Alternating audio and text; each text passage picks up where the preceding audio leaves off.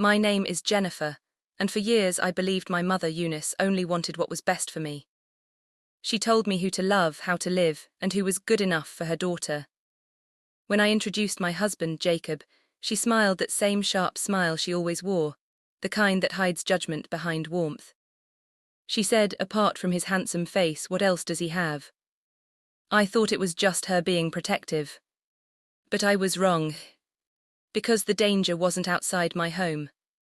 It was sitting at my dinner table, wearing my mother's perfume.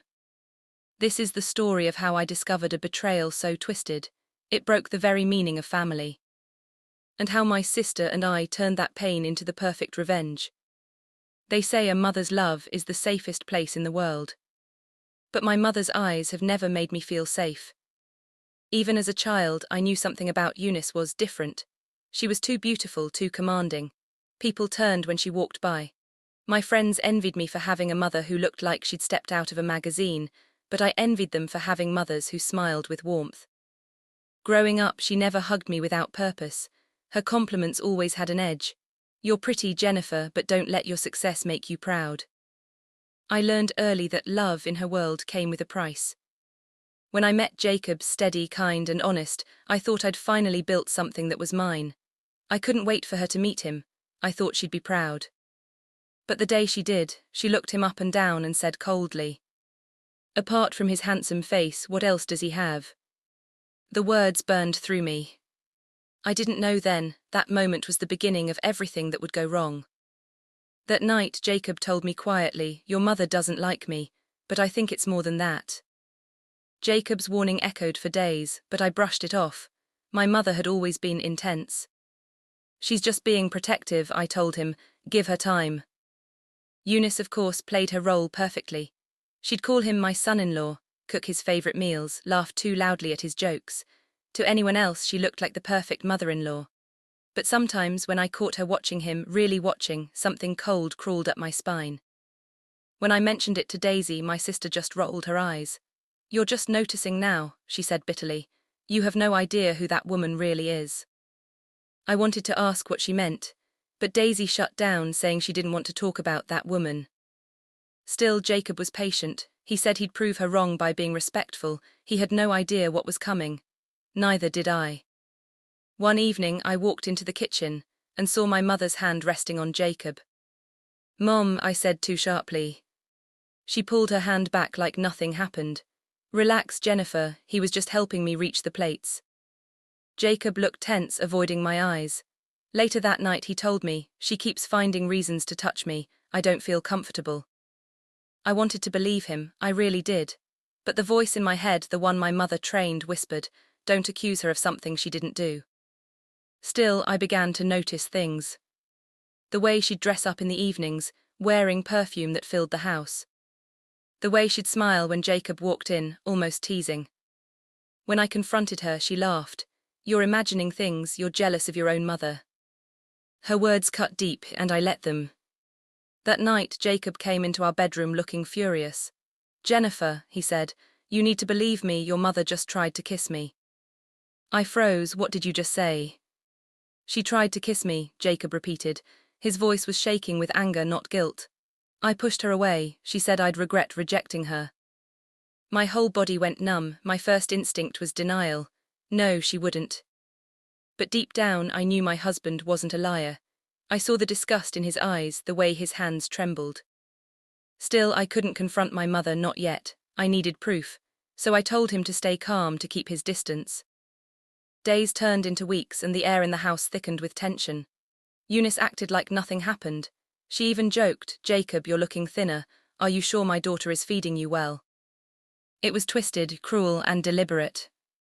Until the night I woke up to footsteps in the hallway and found my mother standing outside our bedroom door. The clock read 2:17 a.m. I whispered, "Mom, what are you doing here?" She jumped slightly, clutching her robe.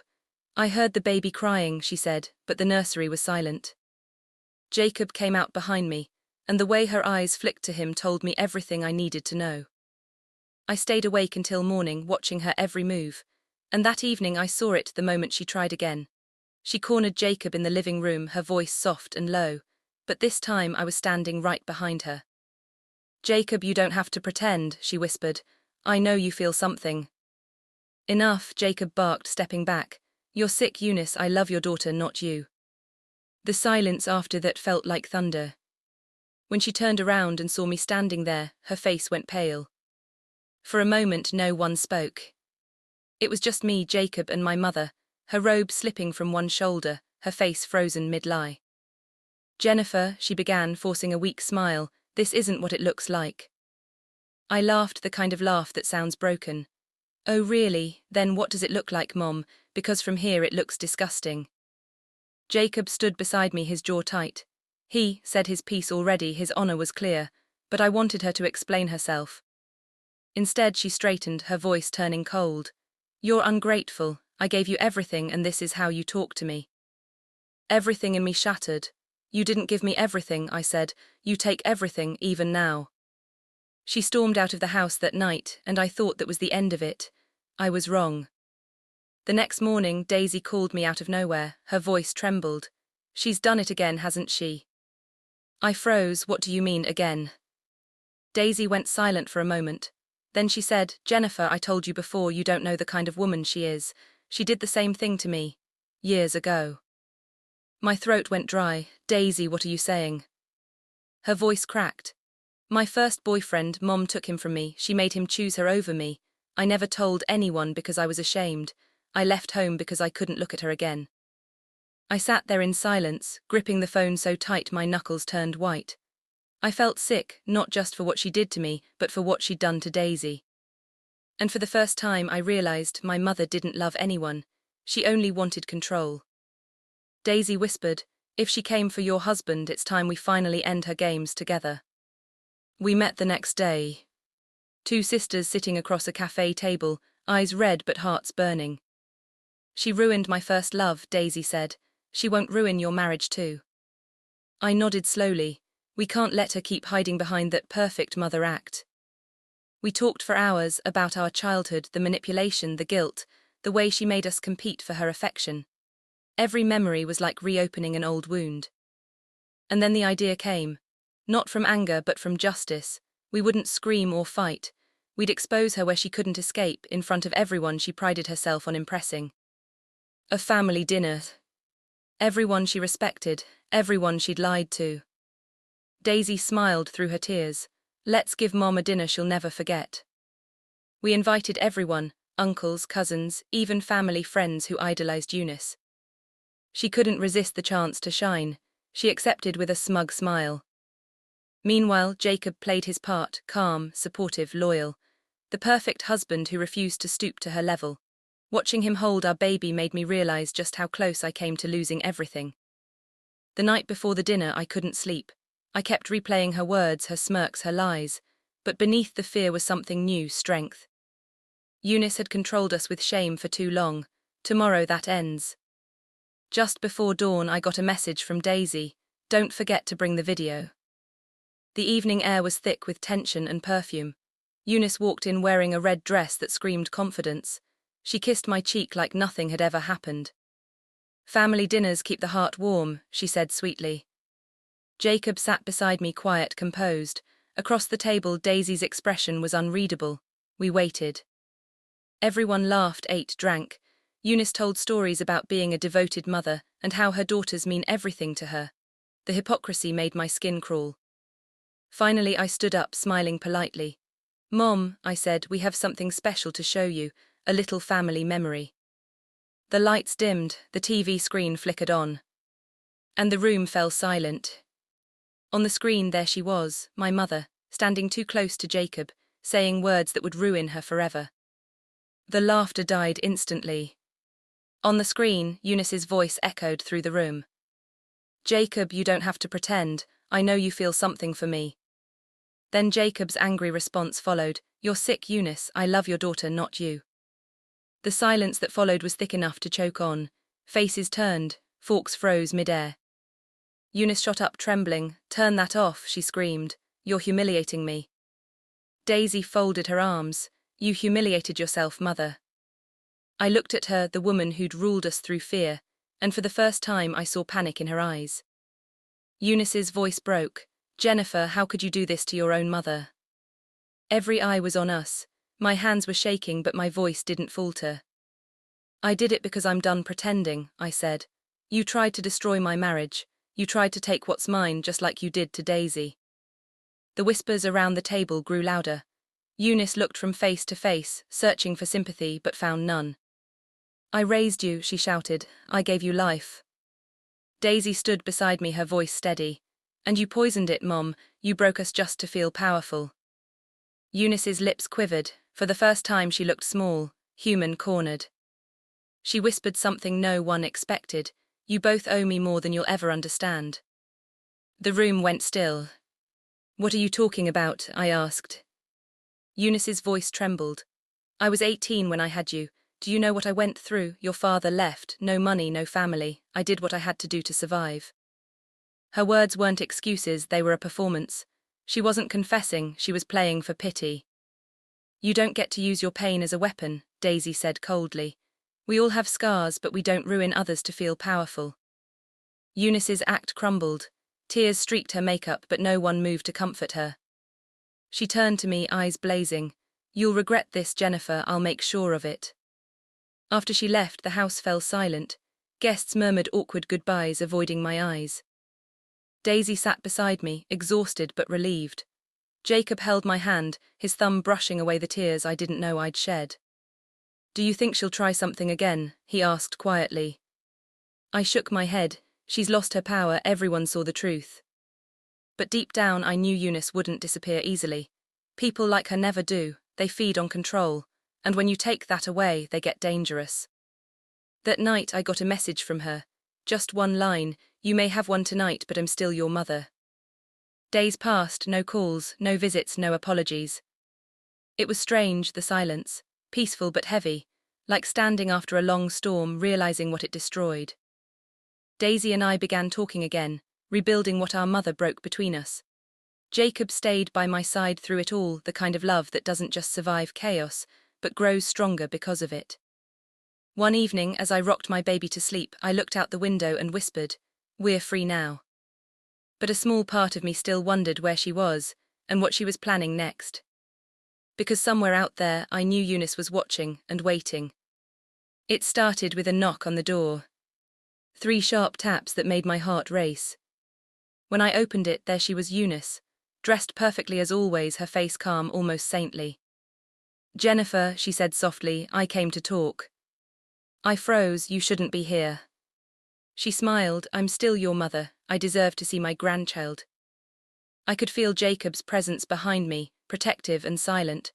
The same woman who once filled me with pride now filled me with disgust.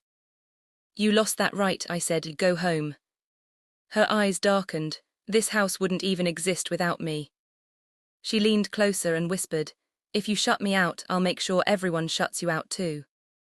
True to her word, Eunice began her campaign. Relatives started calling, friends whispered. Rumors spread that I'd disrespected my mother. Some said I fabricated everything out of jealousy. It was classic Eunice, twisting the story, playing the victim. Daisy called one night, furious.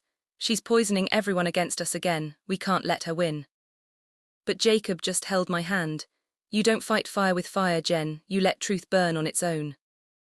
Still, part of me wanted revenge, the kind that hurts the way she hurt us. Then Daisy said something that froze me. What if we remind everyone who she really is? We still had the video, and the voice recordings, the ones Jacob had kept when she'd made advances before. We never wanted to use them, but if she was going to ruin our names, we had no choice. Daisy and I drafted a message, calm, honest, real. We sent the recordings privately to the family members she'd manipulated. Hours later, my phone lit up with calls and texts, apologies, shock, disbelief. The same people who doubted me now wanted to distance themselves from her. For the first time, Eunice's web began to tear apart. Then she called me, her voice trembling, angry and desperate. "You think you've won, you've just destroyed your own mother." We agreed to meet her one last time, Daisy, Jacob and... She came in furious, her voice sharp with venom. "You girls are monsters, I gave you life." Daisy didn't flinch, "And you made it hell." Eunice turned to me, her tone breaking. "Jennifer, you're my favorite, Tell me this isn't really how it ends. I looked her in the eye. It ends here, Mom. We've forgiven you, but you'll never have power over us again. She laughed bitterly. You'll miss me. No, I said quietly. I'll finally breathe. She walked out, slamming the door behind her, and this time none of us went after her. The house felt lighter after she left, like we'd opened a window after years of suffocation. Daisy and I talked late into the night. Do you think she'll ever change? She asked. I shook my head. No, but that's not our burden anymore. Jacob came over, kissing the top of my head. You did what needed to be done, Jen. I smiled weakly. We both did. Sometimes freedom doesn't come with fireworks. It comes in silence, in peace that no one can steal again. But as I put my baby to sleep, I heard my phone buzz, a message from an unknown number that said, "Mothers never really go away." The message kept me awake all night. Mothers never really go away. Was it her? Of course it was. I could almost hear her voice saying it, calm, haunting, confident. Jacob told me to ignore it. She wants a reaction, he said. Don't give her that power again. But part of me couldn't rest. Eunice had a way of crawling back into your peace, even when she wasn't there. The next day I found flowers at my office, white lilies. No note, just a perfume I recognized instantly. I looked up and froze because standing across the street was Eunice, watching me with a smile that said, "You can't get rid of me." That night I locked all the doors twice. Jacob tried to comfort me, but I could see the tension in his jaw. "She's not done," he said quietly. "She's trying to scare you into reaching out." Daisy called. She showed up at my shop today, she whispered, smiling, acting like nothing ever happened. Our mother wasn't just haunting us, she was testing our boundaries, waiting to see if guilt would make us crumble. But this time it didn't. I was done being afraid of the woman who used love as a weapon. So I made a decision. I was going to end this once and for all. I drove to her apartment. My hands were shaking, but my heart was steady. She opened the door as if she'd been expecting me. "Finally," she said, smirking. "I knew you couldn't stay away forever." I stepped inside. The walls were lined with family photos, but every one of them was just her. No Daisy, no me. "Why are you doing this?" I asked. "Haven't you hurt us enough?" She tilted her head. "You hurt me first. You embarrassed me in front of everyone." I sighed. "You embarrassed yourself." Her smile faded. "One day you'll understand what it's like to be me." She reached for my hand, and I realized she wasn't asking for forgiveness. She was asking for control. Again. I pulled my hand away. "No, Mom, this ends here. You don't get to keep rewriting our pain into your story." Her expression hardened. "You'll regret this coldness one day." I nodded. "Maybe, but at least it'll be my choice, not yours." She didn't follow me as I turned and left. For once I didn't look back. When I got home, Daisy was waiting with Jacob. We didn't need to speak, the relief in the room said everything. We were free, not because she forgave us, but because we finally stopped needing her approval. That night Daisy said quietly, "You know she'll never stop trying, but she'll never win again." Weeks passed, the messages stopped, the whispers died. Eunice faded into the background, no longer the queen of the story, just a shadow we'd finally outgrown. Jacob and I renewed our vows privately. Daisy stood beside me, smiling for the first time in years. As we held hands, I realized something powerful. Revenge had never been the real victory. Peace was. Because sometimes walking away isn't weakness. It's the loudest way to say, "You can't hurt me anymore." I looked up at the sky and whispered, "Thank you, Mom, for teaching me exactly who I'll never become." But as the wind brushed my cheek, I could almost hear her voice, soft, distant, and unrepentant. "You'll always be my daughter." Months passed. Life began to feel normal again, almost peaceful. The house felt lighter. My laughter didn't sound forced anymore. Daisy started seeing someone new, a kind man who treated her like she mattered. Watching her smile again felt like redemption for both of us. One afternoon we sat in the garden sipping tea. She said, "I never thought peace could feel this quiet." I nodded. "That's because we spent our whole lives living in noise, her noise." The wind rustled through the trees, and for once it didn't sound like our mother's voice. Then Daisy looked at me and said, "Do you think she's really gone this time?" Sometimes I wondered that myself. I'd walk past mirrors and catch a glimpse of her in my own reflection, the same eyes, the same sharpness in my face. It scared me, the thought that I could become her. Jacob noticed my silence one night. "You're not her, Jen," he said gently. "You fought to be different, that's what makes you stronger." I smiled faintly. "I just want to raise our daughter differently." He squeezed my hand. "And you will, because you already are." But 2 days later, I got a letter in my mother's handwriting. My heart raced as I opened it. It wasn't an apology, it never could be. It was a confession, or maybe a curse. She wrote, "I loved you both the only way I knew how, through control. I wanted to protect you from weakness, even if it meant being the villain. One day you'll thank me." I didn't cry, I just stared at the page and realized something powerful: she would never change. But I didn't need her to anymore. I folded the letter, locked it away, and decided it would never rule me again. That night I burned her letter in the fireplace and watched the ashes disappear. Life after Eunice felt like breathing after years underwater. Daisy and I started a small foundation for young women healing from toxic families. We named it Rise Again.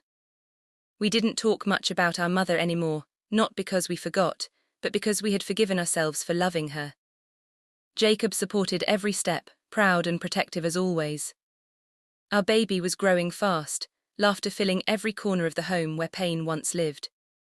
One evening, Daisy said, "It's funny, we didn't just punish her, we became better because of her."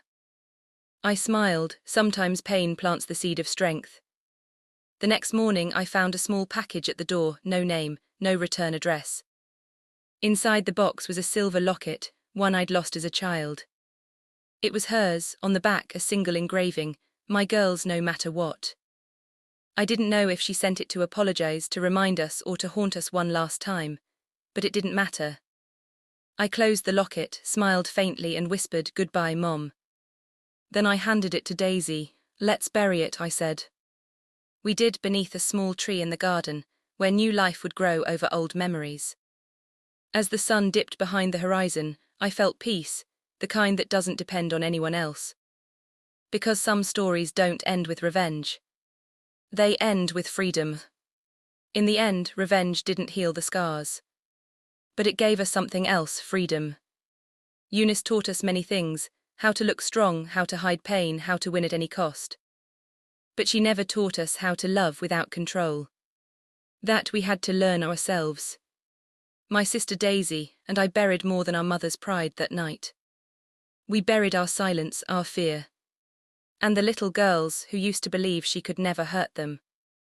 Now when people ask if I ever forgave her, I say this: forgiveness isn't for the one who hurt you. It's for the one who survived.